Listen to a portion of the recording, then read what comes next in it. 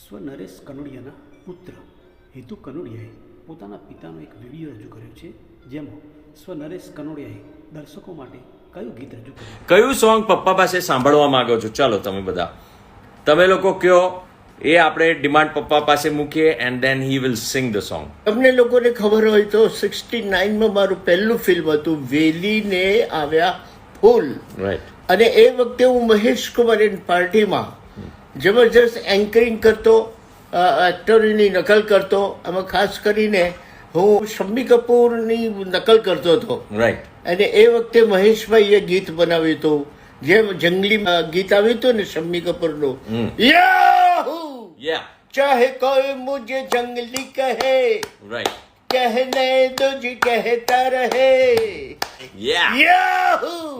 આવું જ હું શમ્મી કપૂરની સ્ટાઇલથી મહેશભાઈ ગીત બનાવ્યું. એ ગાઓ. પશા કાકા, જેટલા કાકા હોય એટલા તૈયાર થઈ જજો.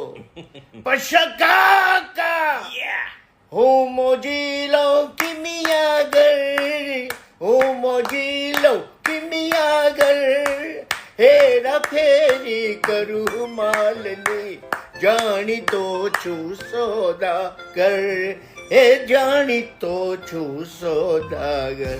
પશા કાકા.